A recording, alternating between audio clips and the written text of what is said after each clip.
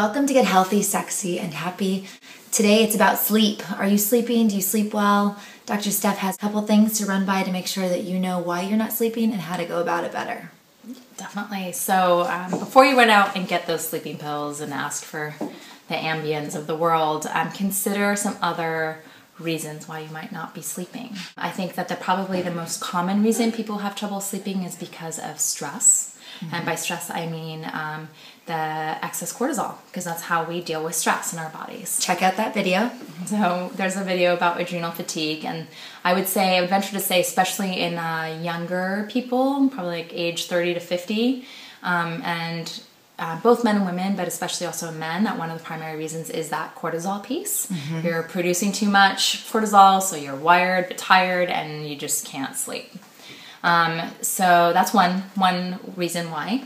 Another reason why is generally, in order for us to be able to sleep, we have to be able to produce melatonin.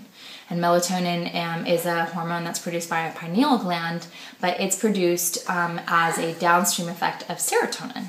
The happy juice. Yeah, serotonins are like joyful, feel good, peaceful, tranquil neurotransmitter in our brains.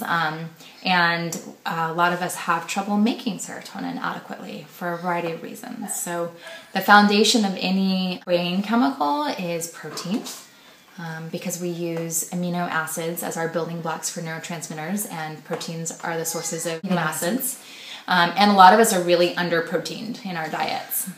Yes. So if you take a look at your diet, what you're trying to look for is having the number of grams of protein per pound of lean body mass. So I weigh 130 pounds, so what would that mean for a woman my size? So what you'd want to do is approximate your body fat percentage, which for most women is somewhere between 20 to 25%, I'd say on average, give or take. So say 20%, and you'd subtract that from 130, you get 110, and that's the number of grams of protein that you're aiming for if you're active. Whoa, okay, I'm super active, but that's a lot of protein. A lot of protein. And so really it's like a goal that you were trying to reach, and we're oftentimes under-proteined, and that's the level of protein that we need in order to make all those happy brain chemicals, so long as we have the way to make them then. So we have the building blocks from protein, and then we have to be able to convert them. And we were talking about serotonin, which is the upstream neurochemical to melatonin, which helps us to sleep. And one of the things that is really prevalent across the board is a deficiency in an enzyme that helps to make a cofactor that's needed for serotonin production. So up to 60% of the population has at least one or more variants of this gene that codes for this enzyme.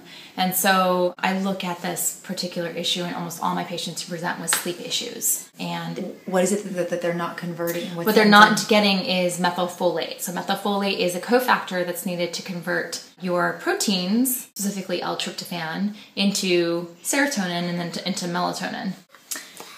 So methylfolate is basically the activated version of folic acid. And folic acid is usually what we think of when we are trying to get pregnant. Yeah, I take the supplements. It helps prevent neural tube defects. But we are supposed to get it from our food, except for that most of us can't take the folic acid from our food and make it into methylfolate. We can't activate it. That's the enzyme deficiency that I'm talking about. That's a genetic variation that many of us have. And so without the methylfolate, we can't make adequate levels of serotonin. So if we're at all challenged in this way, and there's a lot more stress or other things are going on, then we're that much less likely to be able to sleep adequately because we can't make serotonin, we can't make melatonin. So we could be protein deficient, but then we could be eating enough protein and still not have the conversion along the tube. So all the right pieces are there, they just don't know how to talk to each other to make serotonin. Yeah, exactly. That's annoying. It is, but there's ways to overcome it. Okay. You can actually take methylfolate as a supplement. Cool. I wouldn't recommend off the bat just going to buy some methylfolate, because it requires you to know a little bit more about what that pathway needs in order to be supportive. Okay. But definitely inquire. How do they test for that? So there's a gene test for it. It's for a gene that codes for the enzyme. The enzyme is abbreviated MTHFR. Okay. Which stands for methylene tetrahydrofolate reductase. Not important. Not important. MHTFR. MTHFR. MTHFR is the gene that 60% of people don't. That have a variant, like 60% of the population has a variant in that make it more or less able to methylate folic acid. Okay. And then that has a bunch of implications, including the serotonin production. So you could test for it in the blood, like a LabCorp Quest test. Insurance companies are not really reimbursing it quite yet, unless you're coding for something like infertility or recurrent miscarriage. So MTHFR. Yep. Blood, you can get it in a blood test, or you can get it as a salivary genetic test. Both are genetic tests. So they might not be sleeping because the cortisol is too high. Mm-hmm. They don't have enough protein to make serotonin, mm-hmm. or there's something wrong in the methyl pathway mm-hmm. in trying to make serotonin. Any other reason that people, what about hormones? Yeah, definitely. So particularly in women, one of the primary reasons women have trouble sleeping at night, especially as they get older, is the drop in progesterone production. Oh. Progesterone actually decreases first when we're getting older, so perimenopause for sure, first half of perimenopause. But even as young as 25, our progesterone production starts to decline, and that's just the ovarian production. Progesterone is soothing, it's anti-anxiety, and it's really great for sleep. And then later on, in the second part of perimenopause and menopause, our estrogen levels also drop, and that can really disrupt our sleep as well. So first it's progesterone, then it's estrogen. That's right.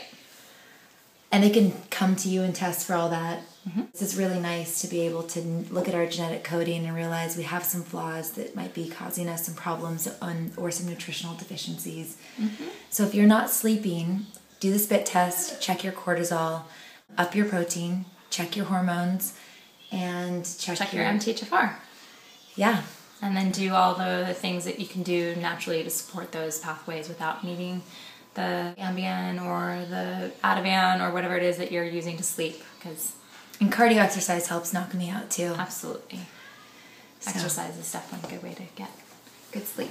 If you have any trouble sleeping, you can reach Dr. Steph at intuitivewomenswellness.com. Here's to feeling healthy, sexy, and happy, because you deserve to feel good.